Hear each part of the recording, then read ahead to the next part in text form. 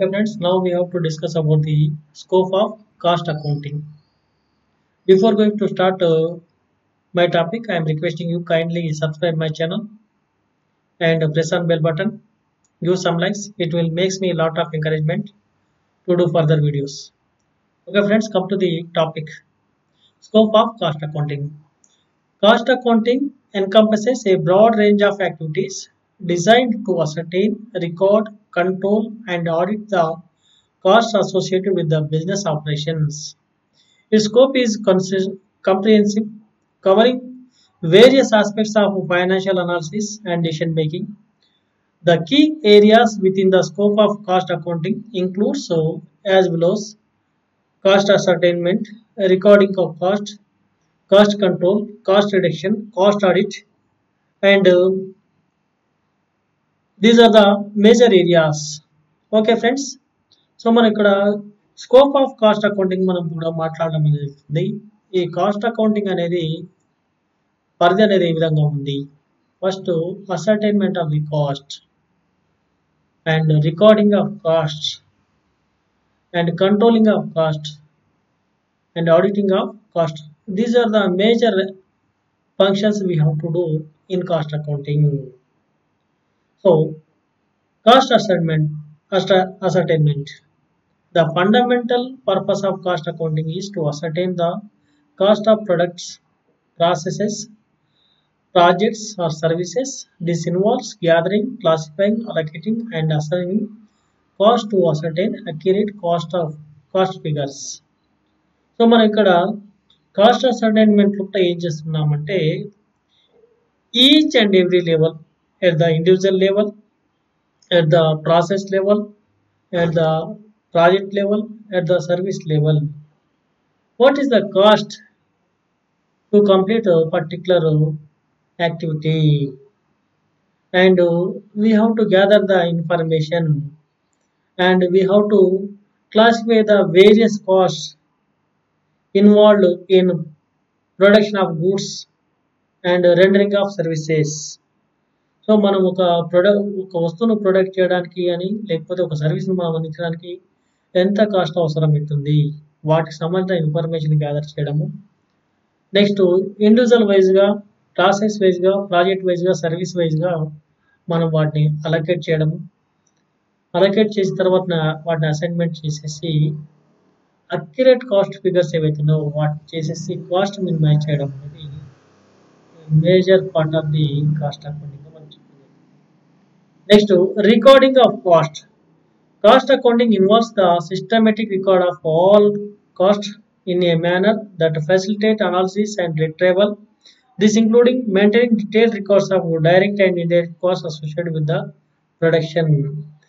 Next step ఏంటంటే cost accounting లోపల recording of cost.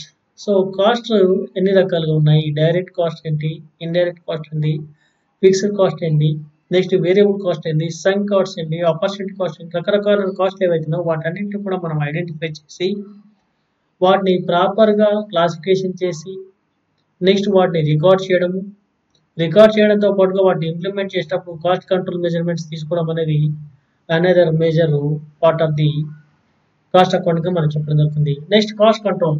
One of the primary objective of cost accounting is to control cost by setting standards and comparing actual performance against these standards. It helps in identifying areas where cost overruns are occurring and implementing corrective actions. So ఇక్కడ cost control method is another major part of the cost accounting. So ఇక్కడ మనము budgeted cost and standard cost అనేది మనము ముందుగానే తయారు చేసేసి వాటిని actual కాస్ట్కు మనం కంపేర్ చేయడం అనేది జరుగుతుంది. సో స్టాండర్డ్ కాస్ట్కు మనకు యాక్చువల్ కాస్ట్కు డిఫరెన్సెస్ ఏవైతే ఉన్నాయో what are the reasons. Next how to eliminate such a deviations. అలాంటి డీవియేషన్స్ ఏమైనట్లయితే వాటిని ఎలా తొలగించాలి, మనము కాస్ట్ ఓవర్ కాస్ట్ ఏవైతే ఉన్నాయో దాన్ని ఎలా మనం తొలగించుకోవాలి. నెక్స్ట్ కాస్ట్ మినిమైజేషన్ ఎలా చేయాలి, కాస్ట్ కంట్రోల్ ఎలా చేయాలి అనేది one of the part of cost accounting మనం చెప్తున్నాం. Next cost reduction. Behind controlling cost accounting aims at continuously finding ways to reduce cost without compromising quality or performance. It involves analyzing all process and operations to identify implementing cost savings measures. So మన ఇక్కడ cost accounting లో చేసే మరొక major activity ఏంటంటే cost controlling or cost reduction.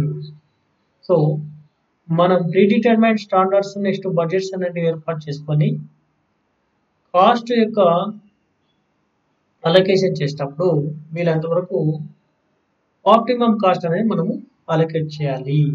అలా చేయాలంటే ఎప్పుడు కూడా కాస్ట్ ఆఫ్ ప్రొడక్షన్ క్వాలిటీ కానీ పర్ఫార్మెన్స్ కానీ లేకపోతే క్వాంటిటీ దగ్గర కాంప్రమైజ్ కాకుండా best quality products with cheapest rate ఎలా ప్రొడ్యూస్ చేయాలనే దానిపైన మనకు ఫోకస్ చేయడం అనేది జరుగుతుంది. Next last but not least cost audit. Cost audit refers to the verification of cost records and accounts and checking for adherence to cost accounting standards and principles. It ensures the accuracy and reliability of cost.